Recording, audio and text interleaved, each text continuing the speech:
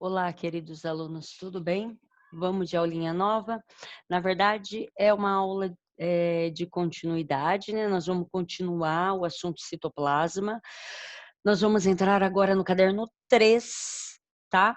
Então nós estamos na aula 9 do setor B, o nosso caderno é o caderno 3 e a página é 351. Nós vamos dar continuidade ao assunto citoplasma. Estávamos vendo os organóides citoplasmáticos, é isso que a gente vai fazer nesse tempo. Pega lá o teu caderno, pega lá o teu estojo, para a gente tomar nota de todas as informações. Vamos lá? Bora! Então vamos lá. O que a gente tem aqui? Nas últimas aulas, a gente falou sobre citoplasma, tá? Então, esse assunto a gente já iniciou. Então, o que a gente vai fazer agora, né? Vou passar para frente aqui, a gente já viu a parte do citoesqueleto, né, as estruturas que formam o citoesqueleto, vimos alguns organoides, e a nossa aulinha de hoje, ela vai falar de lisossomo, peroxissomo, mitocôndrias e cloroplastos. Então aí, são alguns organoides bem importantes quando a gente fala de vestibular, tá bom? Então, primeiramente, vamos dar início aos lisossomos e conhecer um porquinho, não, um pouquinho, um pouquinho esse organoide. O que é importante a gente saber de um organoide? Como ele é, então qual é a estrutura dele, se é uma estrutura proteica, se é uma estrutura membranosa, ou o que tem dentro dela. Depois a gente precisa pensar na origem do organoide e, por fim, a gente tem que saber, né, que é óbvio, né, que é muito importante saber a função desse organoide. Então, vamos lá. Então, primeira coisa, como que é o lisossomo? O lisossomo é um organoide membranoso. Então, a gente pode dizer que é uma vesícula. A vesícula é uma bolsinha, um saquinho. O formato é esférico. E o que tem dentro? Enzimas digestivas. Então, a presença de enzimas digestivas me leva a concluir que a função desses organoides é qual? Digestão. Então, já está aí, tá? Qual é a origem? Da onde saem os lisossomos? Aonde eles nascem? A origem é o sistema Golgiense. Então, vou pensar no seguinte: enzima é proteína. Ok? Então, essa proteína ela é produzida aonde? Essa proteína ela é produzida no retículo endoplasmático rugoso ou granular. Aí essa enzima produzida no retículo, essa proteína que é a enzima, ela passa para o sistema Golgiense, o sistema Golgiense vai empacotar essa enzima e vai jogar dentro de uma vesícula que brota do Golgi. E essa vesícula ela fica dentro da célula, no citoplasma. Qual é a função? Fazer digestão de tudo que entrar na célula ou de tudo que estiver já dentro da célula que eu preciso eliminar. Então, quando a gente fala em função de digestão intracelular, eu posso pensar numa digestão, no sentido de ser a nutrição do animal, do ser vivo, né, não do animal. Pode ser do animal também, então, por exemplo, se eu pegar uma ameba, que é um protozoário, um protista, a nutrição é por meio da absorção de nutrientes e da digestão dentro da célula, uma vez que uma ameba é unicelular. Então, quem faz a digestão aí é o lisossomo, é uma digestão intracelular para alimentação. Se eu pegar já no caso de um animal, um porífero, a digestão também vai ser intracelular. Lembra que nos poríferos a digestão é executada por meio de uma célula chamada coanócito e também por uma célula chamada amebócito. Coanócito é aquela que tem o colarinho e o flagelo que bate. Então, eu encontro animais que têm digestão intracelular, que são os espongiários ou poríferos. Se eu passar para o filo seguinte, que a gente tem os quinidários, a digestão ela começa dentro de uma cavidade digestória, mas ela vai terminar dentro da célula também, tá bom? Então, aí, para alimentação. No meu caso, Elaine, animal, mamífero, ok? No meu caso, a minha digestão ela é extracelular, porém, eu encontro digestão intracelular no meu organismo, no meu sistema de defesa. Então, existem alguns leucócitos que fazem a defesa do meu organismo através da fagocitose. Vou dar um exemplo, o neutrófilo. É um glóbulo branco que faz fagocitose, tá? Então, essa é a ideia. Para mim, a digestão intracelular não é para alimentação, para nutrição, ok? Mas ela existe dentro do meu organismo. Monócito, macrófago, neutrófilo, são células que fazem fagocitose. Tá? Os macrófagos são células do tecido conjuntivo. Os monócitos e neutrófilos, células sanguíneas. Tá bom? Tá bom, então vamos pensar em digestão agora. Primeira coisa, tem 3 tipos de digestão. Eu posso digerir aquilo que não é da célula, aquilo que é diferente, aquilo que vem de fora. Diferente, heterofagia, digestão, ok? Então, heterofagia, aquilo que é englobado pela célula que estava no ambiente externo. Ok? Então, a célula emite pseudópodo, desengloba todo aquele processo de fagocitose, manda para dentro, junta com lisossomo, forma o vacúolo digestório, digere por meio das enzimas, absorve os nutrientes que precisa, aquilo que não precisa, aquilo que não é interessante, joga e faz a tal da fora citose, célula, exocitose, tá? Aí a gente tem um outro tipo de digestão, que é a digestão daquilo que está dentro, ó, auto. Então, é uma digestão de estruturas da própria célula. Autofagia. Para que serve isso? Pode ser que tenha um organoide defeituoso com defeito, pode ser que exista uma estrutura que precisa ser renovada. Essa é a ideia de autofagia. Ok? E ainda a gente tem o processo de autólise. Lise é quebra, ok? Então, o que vai acontecer aqui? Os lisossomos vão romper a sua membrana da vesícula, né, da bolsinha, ele desintegra essa membrana e as enzimas ficam livres na célula, digerindo a própria célula. Então, a gente pode chamar isso de apoptose, tá? Então, eu vou ter uma desintegração celular a partir do rompimento da membrana lisossômica. Elaine, aonde que a gente tem isso? Eu posso te dar 2 exemplos, existem mais. Eu posso falar quando a lagartixa, não, pode ser, quando a lagartixa, vou dar outro exemplo além desse, solta a cauda dela, então naquele espacinho ali de ruptura, onde a cauda se fraciona, né, se solta, eu tenho esse processo, mas o clássico é falar da regressão da cauda do girino, que é quando o sapo ele vai perdendo a nadadeira da fase larval, né? Porque ele muda de ambiente aquático para ambiente terrestre, e também tem na decomposição de cadáveres. Então, são 2 exemplos bem importantes, do girino regredindo a sua cauda e também da decomposição de cadáveres, tá bom?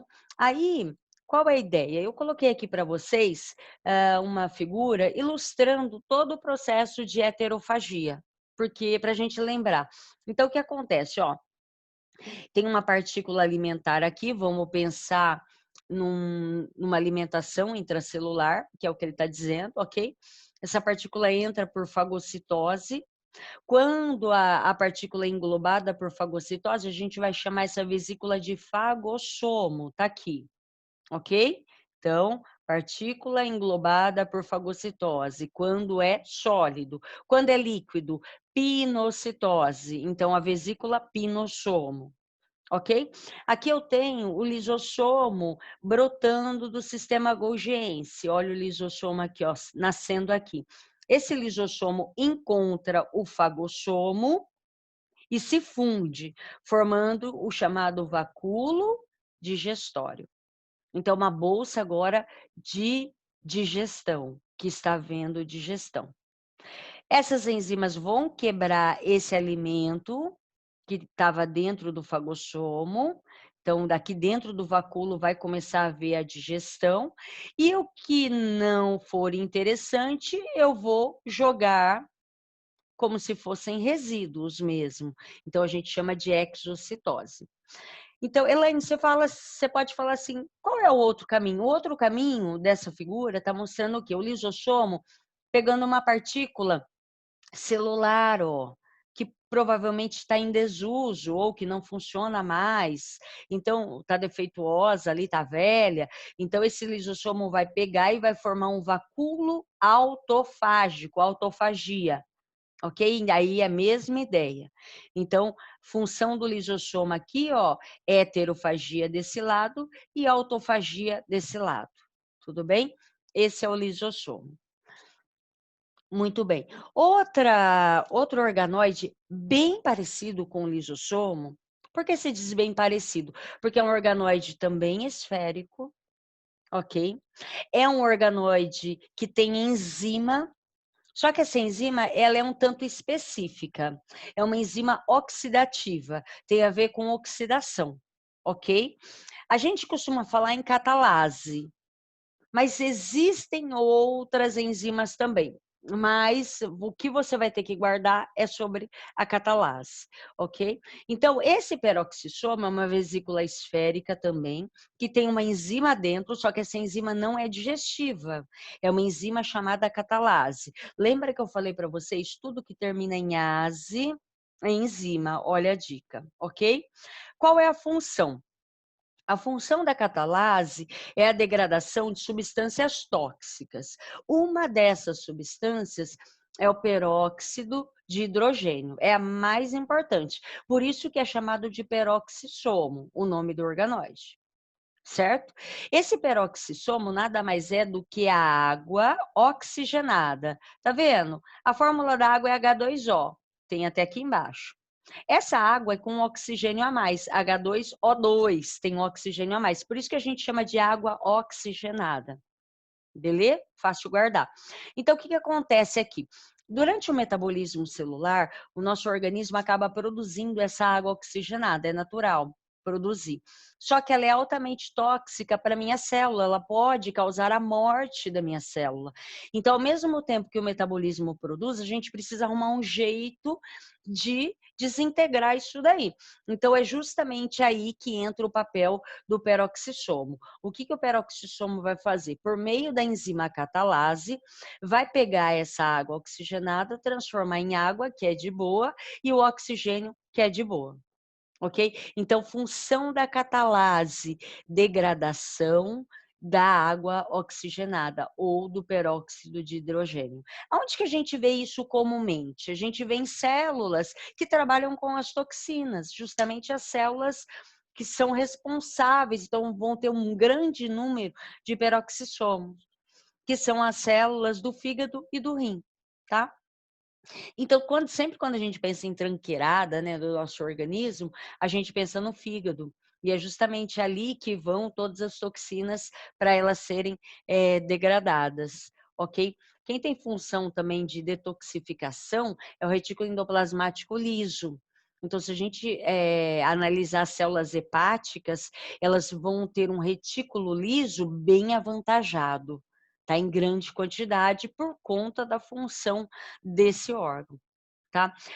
Origem do peroxissomo. Tem várias especulações, tá? Tem até uma teoria que diz que o peroxissomo tem uma origem endossimbiótica, que a gente vai falar da mitocôndria e do cloroplasto, mas até então isso não aparece em vestibular. O que eu vou guardar? Como é uma enzima aqui, é a catalase, essa enzima vai ser produzida no retículo endoplasmático rugoso, vai para o Golgi e o Golgi brota, assim como o lisossomo brota essas vesículas. Ok? Então, aqui eu tenho um esqueminha mostrando ó, o retículo endoplasmático, o Golgi logo aqui embaixo, tá? Então, eu vou ter o brotamento do peroxissomo maduro, ele alonga, ok? E aí ocorre uma fissão formando as vesículas. Então, origem seria complexo de Golgi também. Aqui não está a legenda do Golgi, mas é o Golgi que está secretando, assim como o lisossomo. Essa seria a mesma ideia. Muito bem. O que a gente vai falar agora e a gente vai parar um tempinho para para comentar sobre esses dois organoides que vêm na sequência aí, mitocôndrias e cloroplastos. A gente pode pensar nos dois juntos de diversas maneiras.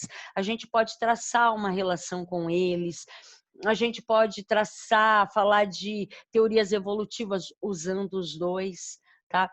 Então vamos lá. Primeira coisa, mitocôndria. A mitocôndria é um organoide bem especial. Por quê? Porque é um organoide que tem dentro da sua estrutura outro organoide. Como assim? Se eu analisar a mitocôndria, dentro dela eu vou ver que tem ribossomo. Então, os ribossomos são organoides. E as mitocôndrias hoje são consideradas organoides. Então, isso já é curioso. E a outra coisa que é curiosa também é a questão do DNA. Então, a mitocôndria, ela possui um DNA próprio.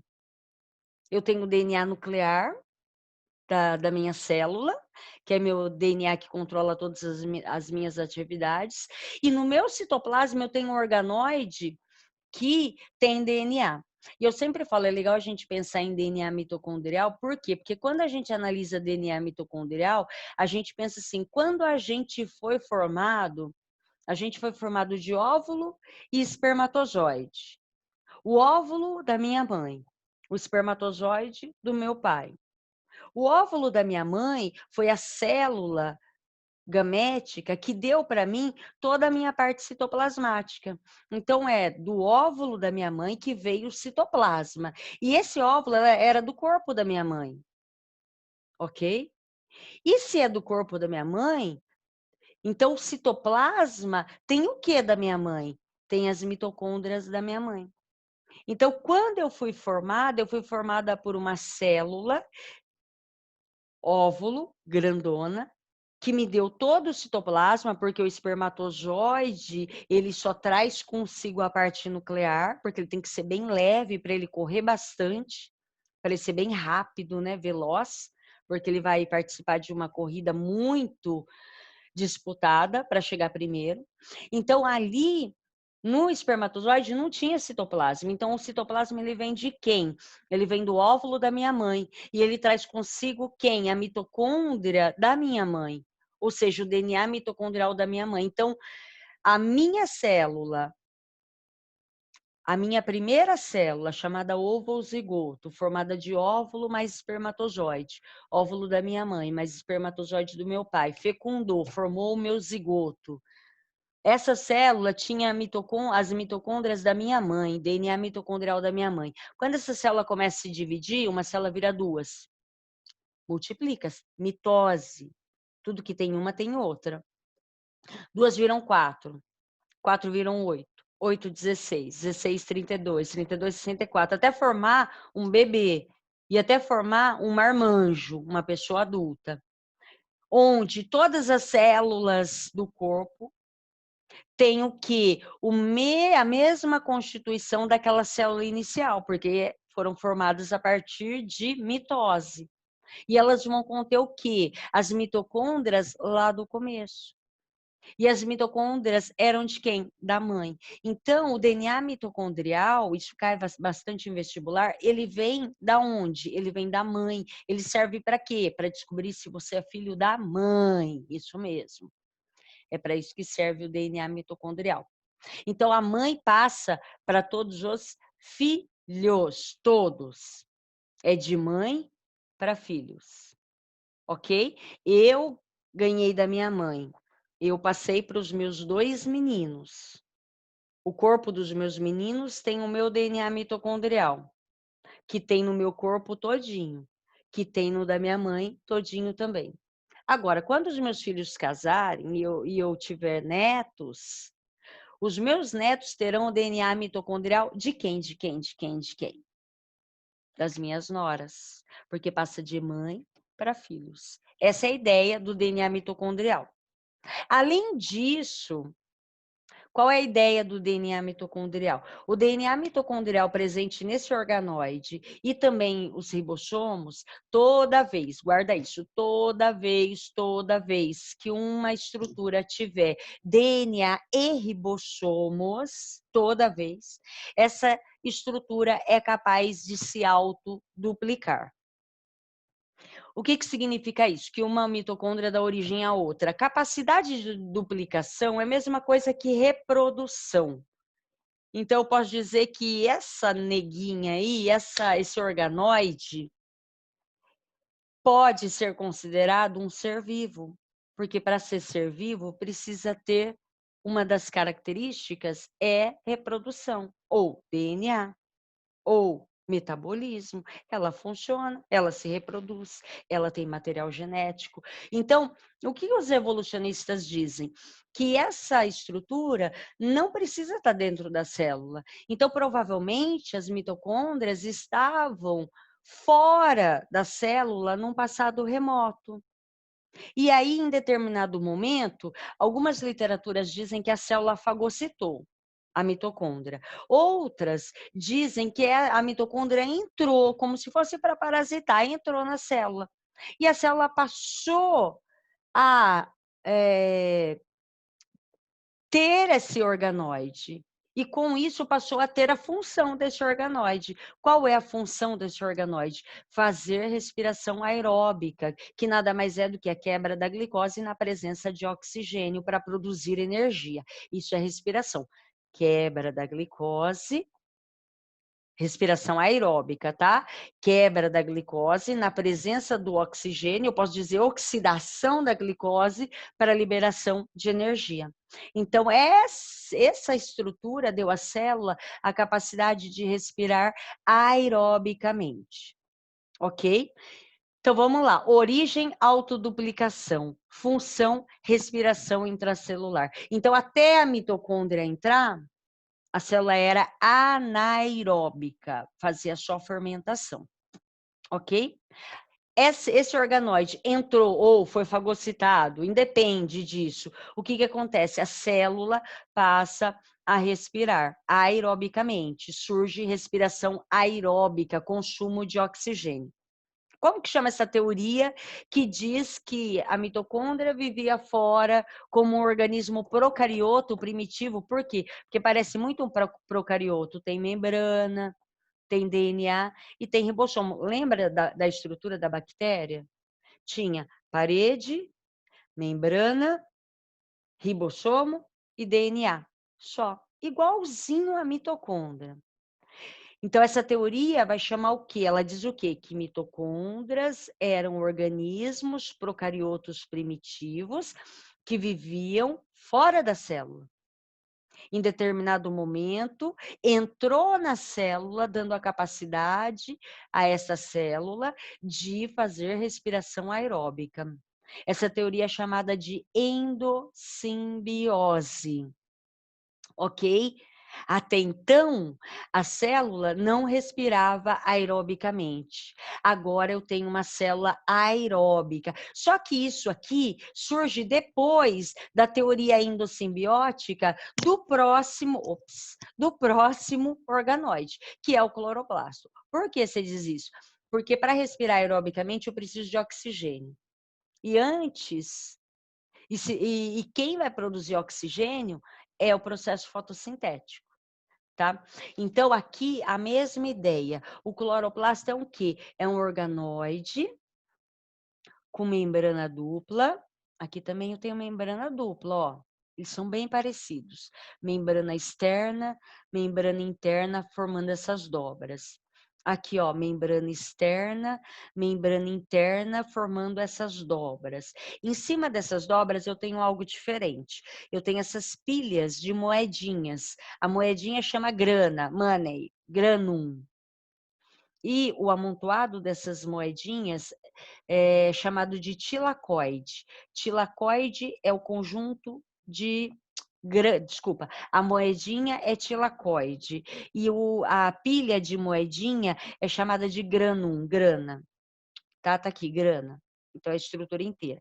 É aqui que eu tenho um pigmento chamado clorofila, que é capaz de desempenhar, desencadear todo o processo fotossintético. Para quê? Para produzir glicose e para produzir oxigênio. O que que tem mais aqui dentro? Meu, olha aqui, ó, DNA. E o que que tem mais? De novo, cadê? Ó, ribossomo.